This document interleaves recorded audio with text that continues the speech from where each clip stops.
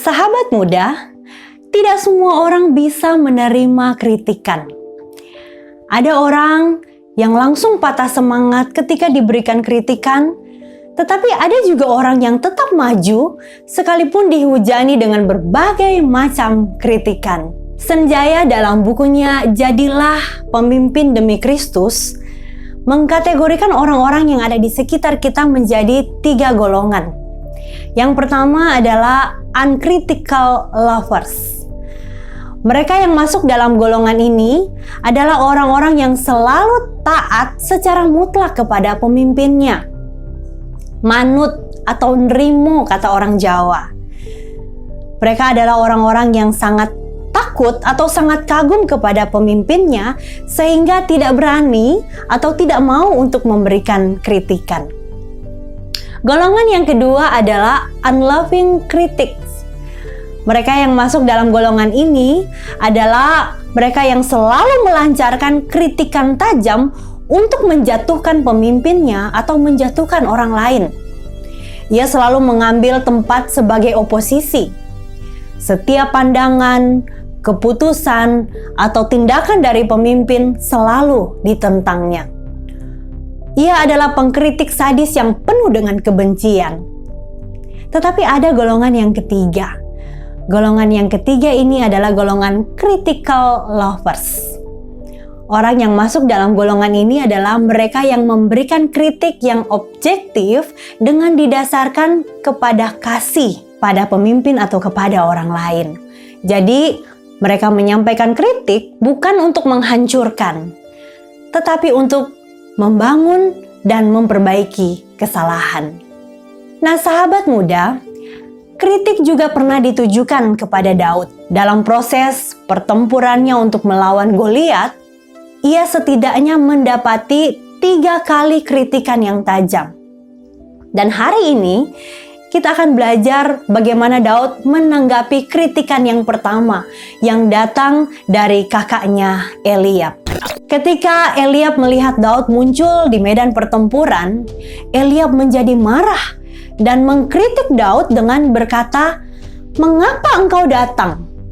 Dan kepada siapa kau tinggalkan kambing domba yang 2-3 ekor itu di padang gurun? Aku kenal sifat pemberanimu dan kejahatan hatimu. Engkau datang kemari dengan maksud untuk melihat pertempuran." Nah, sahabat muda, ada 2 persoalan mendasar dari kritikan Eliab kepada Daud. Persoalan yang pertama adalah kritik terhadap kehadiran Daud. Eliab katakan, "Mengapa engkau datang?" Jelas sahabatku bahwa Daud datang bukan atas kemauannya sendiri, tetapi atas perintah Isai, ayahnya, untuk memberikan bekal makanan kepada kakak-kakaknya. Ia datang dengan maksud yang baik, namun sayang disalah mengerti oleh kakaknya. Sahabat muda, suatu hari nanti dalam pekerjaan atau tanggung jawab yang diberikan kepadamu, kamu dapat menghadapi orang-orang yang mungkin akan menolak kehadiranmu. Mereka akan mengkritik, mengapa dia yang ditugaskan di situ? Mengapa dia yang datang ke sini? Mengapa dia yang diberikan pekerjaan itu? Mengapa dia yang diberikan tanggung jawab itu? Ini adalah kritik-kritik yang tidak berdasar. Karena seperti Daud, penugasannya bukanlah karena kehendaknya, tetapi karena perintah ayahnya. Karena itu, tugasmu bukanlah berdebat, tetapi melakukan pekerjaan dan tanggung jawabmu itu dengan baik.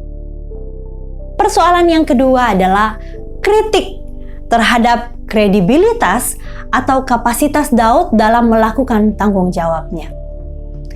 Eliab mengatakan, "Kepada siapa kau tinggalkan kambing domba yang 2-3 ekor itu di padang gurun?" Sahabatku, jika kita melihat peristiwa sebelumnya, kita akan menemukan bahwa Daud sesungguhnya sudah menitipkan kambing dombanya kepada seorang penjaga. Ayahnya menugaskan Daud karena ayahnya tahu bahwa Daud adalah orang yang bertanggung jawab. Ia akan mengantarkan makanan itu kepada kakaknya tanpa membiarkan tanggung jawabnya sebagai gembala terbengkalai. Eliab kemungkinan adalah seorang unloving critics karena ia adalah anak pertama yang seharusnya dipilih menjadi raja. Karena Allah memilih Daud, Eliab kemudian merasa kecewa. Ia merasa terganggu dengan kehadiran Daud.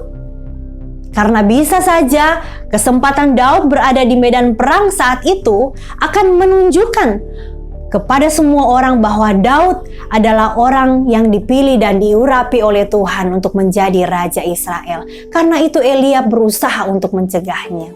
Sedangkan Daud tidak merasa perlu untuk berdebat dengan kakaknya. Kritikan kakaknya juga tidak menghentikannya. Bahkan ia segera berlalu meninggalkan kakaknya karena ia yakin sekaranglah waktunya ia bertindak atas nama Allah.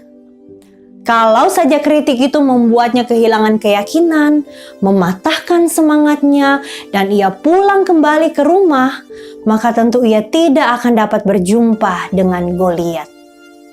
Sahabatku, kisah ini menunjukkan kepada kita bahwa ada kritik yang perlu kita dengar karena bertujuan untuk membangun. Namun ada pula kritik yang harus diabaikan karena didasari atas kebencian, iri hati, dan tujuannya menghambat pekerjaan kita. Karena itu kita harus bijaksana untuk dapat membedakan kedua hal tersebut. Hidup ini adalah seperti sebuah perlombaan lari. Dan semua orang yang ada di podium meneriakan kritikan kepadamu. Kamu dapat saja berhenti dari berlari dan berdebat dengan semua penonton dan memenangkan perdebatan itu. Namun kamu pasti akan kalah dalam pertandingan lari tersebut. Ingatlah sahabat, sehebat apapun kita tidak akan pernah dapat menyenangkan semua orang. Ketika kamu yakin apa yang Allah ingin kamu kerjakan, maka fokuskanlah dirimu pada tujuan tersebut tanpa membuang-buang energimu pada hal-hal yang tidak berguna. Tuhan Yesus memberkati. Haleluya.